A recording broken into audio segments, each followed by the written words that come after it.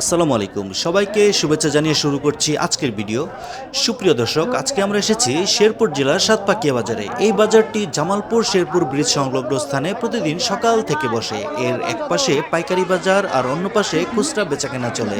এই ভিডিওতে আমরা পাইকারি বাজারের অংশে বর্তমান যেসব শাকসবজি পাওয়া যাচ্ছে সেগুলির দরদাম দেখব। তো চলুন শুরু করা যাক আজকের ভিডিও। প্রথমে আসি এই বাজারে কিভাবে যাবেন। আপনাকে প্রথমে জামালপুর কিংবা শেরপুর থেকে ব্রিজ পারে আসতে হবে। যেখান থেকে আসেন না কেন ব্রিজে যাবেন বললেই দুই জেলার সবাই চিনবে আপনি কোন ব্রিজে যেতে যাচ্ছেন। জামালপুর গেট পার্ক থেকে অটো দিয়ে ব্রিজে আসতে ভাড়া লাগবে 10 টাকা, আর শেরপুর শহর থেকে আসতে ভাড়া লাগবে 30 টাকা। শেরপুর শহর থেকে সিএনজি দিয়ে ভাড়া লাগবে 60 টাকা। ব্রিজ পারে আসার পর শেরপুর অংশে ব্রিজের মাথায় এই বাজারটি অবস্থিত। প্রতিদিন হাজার হাজার পাইকারি ও খুচরা ক্রেতা বিক্রেতা এই বাজারে এসে থাকে। সূর্য ওঠার পরপরই শুরু হয় বেচাকেনা। দিনের দ্বিতীয় অংশে স্থায়ী আড়ত থেকেও বেচাকেনা করা যায়। এই সাতপাকিয়া বাজারের আশেপাশের অনেক এলাকার অর্থনৈতিক চাকা সচল রাখতে এই বাজারের ভূমিকা অমূল্য। অপরদিকে জামালপুর শহরের 70% কাঁচা শাকসবজির যোগান দেয় এই বাজার। তো চলুন ভিতরে প্রবেশ করে দেখি বাজারের কোন শাকসবজির দাম কেমন। মূলা শাক আবাদের আপনার? মূলা শাক আবাদের কিরকম দামে বিক্রি করতেছেন এখন? দাম কমেছে গা 200-250 টাকা কুড়ি আর কি, মানে 20 টাকা আটিয়ে 200-250 টাকা। কয়দিন আগে তো দাম বেশি আছিল বন্যার জন্য।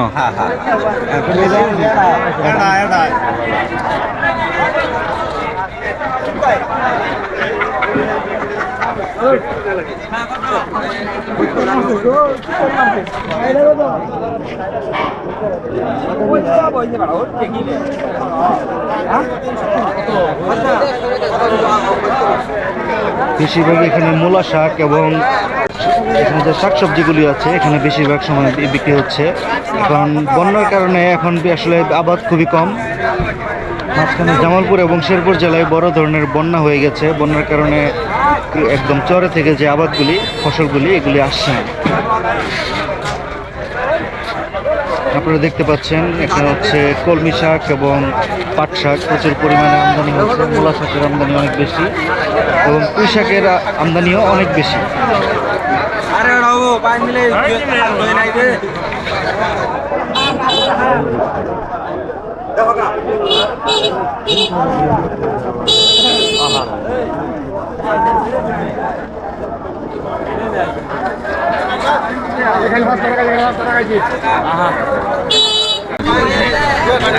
লাল শাক কত করে বেচলেন চাচা?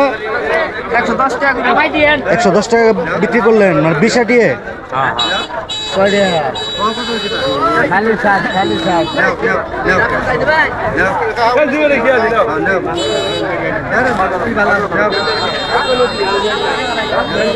দেখতে পাচ্ছেন আপনারা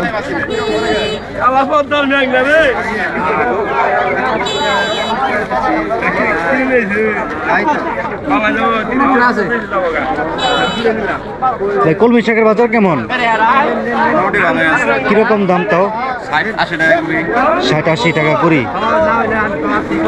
মোটামুটি বড় ধরনের আটি দেখতে পাচ্ছেন, যেটা 20টার দাম হচ্ছে 60 টাকা থেকে 80 টাকা এরকমের মধ্যে।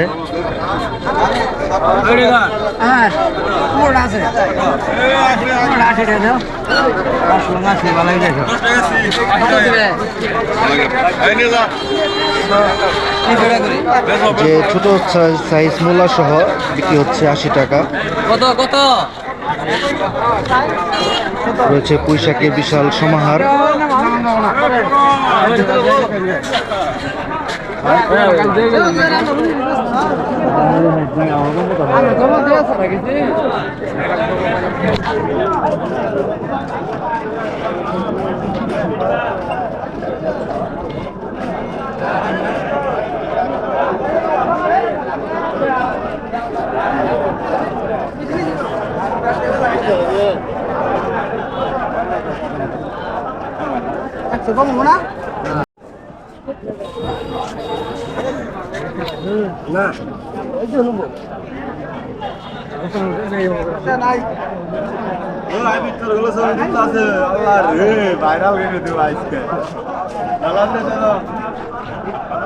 পুঁই শাক কত করে বেচতেছেন ভাই?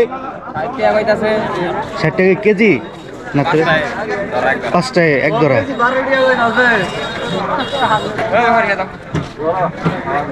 মোটামুটি সবজির দাম অনেক কম, যদিও বন্যা পরবর্তী সময়, কিন্তু তারপরেও সবজির দাম বেশ কম।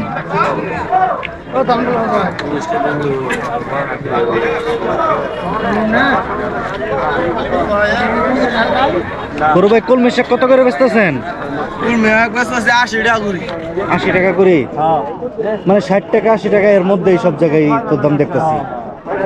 আপনার কি বন্যার কারণে আবাদের ক্ষতি হয় নাই? বনের নিচু এলাকা মানে ক্ষতি হয়েছে, কিন্তু আঙ্গুরে একটু উঁচা জায়গা ছিল, ক্ষতি হয় নাই।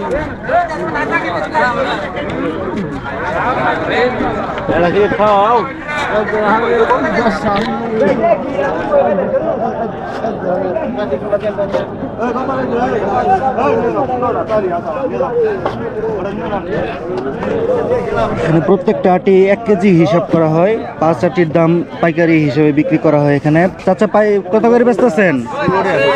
কত? 16 টাকা আটি। 1 কেজি 16 টাকা, মানে 80 টাকা করে 5 আটি বিক্রি করতেছেন। আচ্ছা, এই আপনি বন্যার কারণে কি ক্ষতিগ্রস্ত হয়েছে আপনার কোনো আবাদ, নাকি বন্যার কারণে আবাদ বন্ধ হয় নাই? আবার বন্যা কিছু কম হয়েছে, বৃষ্টি নষ্ট হয়েছে। বৃষ্টি নষ্ট হয়েছে বেশি। এরকম খরা না আমার ইদুল সেটি আছে। আপনার বাড়ি কোন জায়গায়? আবার এই সেতু যাই কোন জায়গায়? সাতটা কি গুদার গাই এই কাছেই, এর থেকে কাছেই না? কাছেই। ও।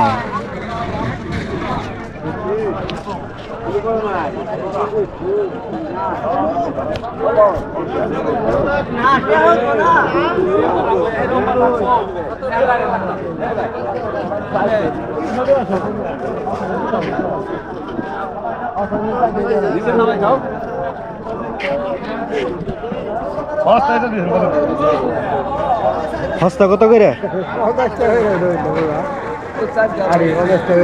50 টাকা আটি। দাম তো হস্তাই, তাহলে হস্তাই তো।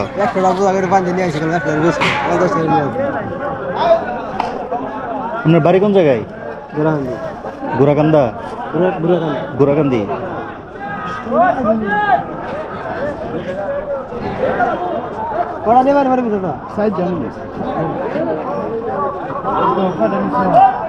উনি আশা করে এসেছিলেন 100 টাকা প্রতি আটি বিক্রি করবে, কিন্তু আসলে দাম অনেক কম। বাজারে মাত্র 50 টাকা করে বিক্রি করতে হচ্ছে, তুলনামূলক কম। আসলে খুচরা বাজারে সবজির দাম মোটামুটি অনেক বেশি, কিন্তু পাইকারি বাজারে সবজির দাম যথেষ্ট কম। আসলে মধ্যস্থ ভোগীকারী যারা আছে তাদেরই পুরোটাই লাভ হয়ে থাকে। এখানে মোটামুটি ডাটার বেশ ভালো আমদানি, ডাটা শাকের মোটামুটি বড় সাইজ। এটা কিছুদিন পরে এটা একটুখানি শক্ত হয়ে উঠবে, তখন এটার দাম আলাদা।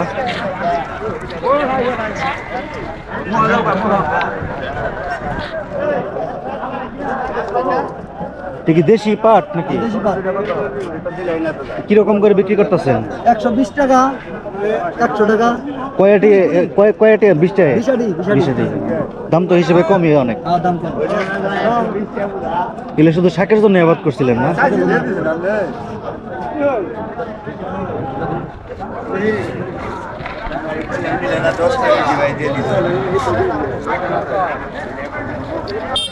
মোটামুটি বাজারের আইডিয়া আপনারা পেয়ে গেছেন, আসলে কিরকম দামে এগুলো পাইকারি বিক্রি হয়। ডাটা শাক, ডাটা, পুঁই শাক, কলমি শাক, লাল শাক, এক একটার এক এক দাম, কিন্তু সবগুলোই মোটামুটি পাইকারি বাজারে একটুখানি দাম কমই, কিন্তু খুচরা বাজারে গিয়ে ভোক্তা পর্যায়ে গিয়ে দামগুলি অনেক বেড়ে যায়।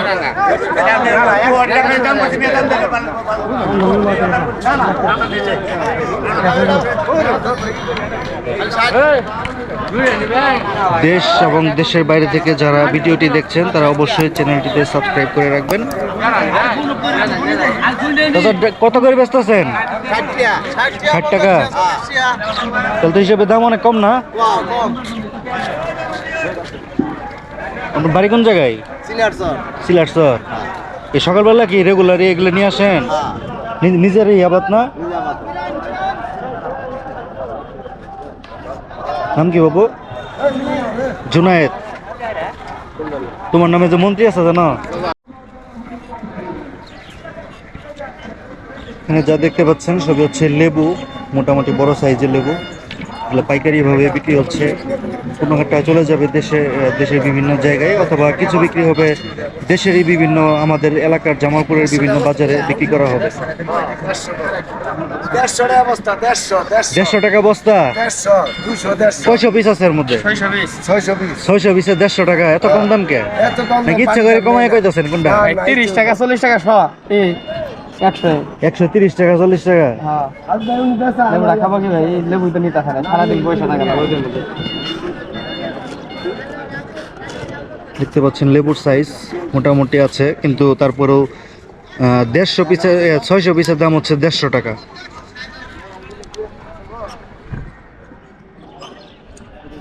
এগুলি আসলে ভোক্তা পর্যায়ে গিয়ে দাম অনেক বেড়ে যায়, দেখা যায় 10 টাকা 20 টাকা হালি বিক্রি করা হয়, কিন্তু আসলে পাইকারি পর্যায়ে এত কম দাম যে আপনি মনে হবে যে আপনি সবগুলো বাজার পাইকারি থেকে কিনে নিয়ে বাসায় ফেলে রাখেন মাসের পর মাস, সারা মাস যদি আপনি কাঁচা বাজারগুলি কিনে নিয়ে রাখতে পারতেন এটাই বেটার হতো।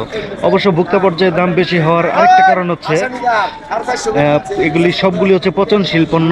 আপনি একটা বস্তা কিনে নিয়ে গেলেন, বিক্রি করার জন্য কিনে নিয়ে গেল, কিন্তু সেটা সময় মতো বিক্রি হচ্ছে না, কিংবা 2-3 দিন টাইম লাগছে। কিছু পণ্য একেবারেই নষ্ট হয়ে যাচ্ছে। এই কারণেও অনেক সময় দামের খুচরা পর্যায়ে দামের একটু বেশি হয়।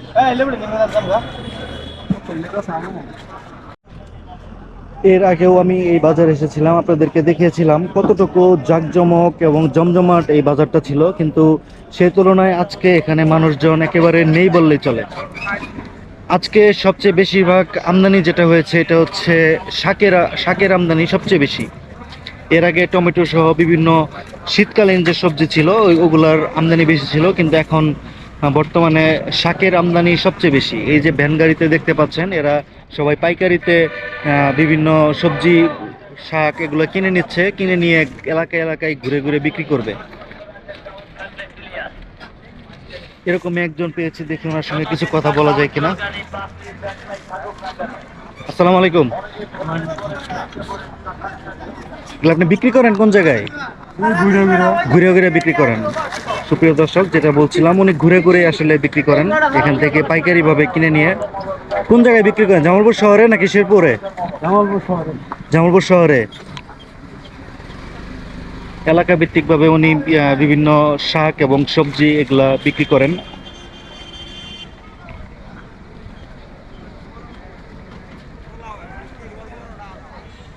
যেটা আসলে মানুষের মধ্যে চাহিদা রয়েছে, ডাঁটা শাক, তারপর হচ্ছে কলমি শাক, তারপর হচ্ছে পাট শাক, বেগুন, পটল, এসবই উনি বিক্রি করেন।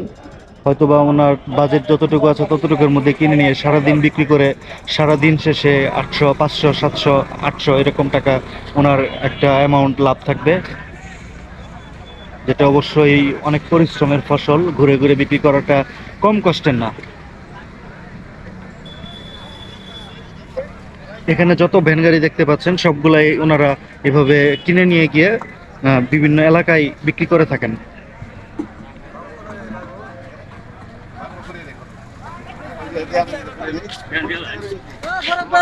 এরকমই একটা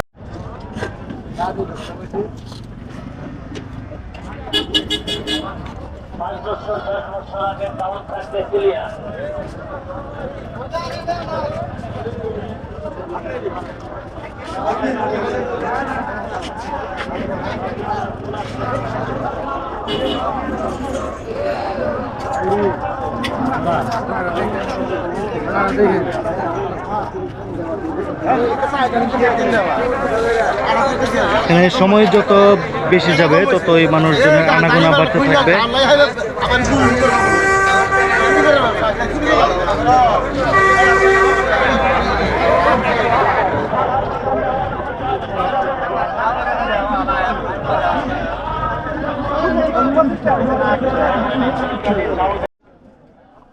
একটা দেশের অর্থনীতির চাকা সচল রাখতে প্রান্তিক পর্যায়ে লেনদেনের কোনো বিকল্প নেই।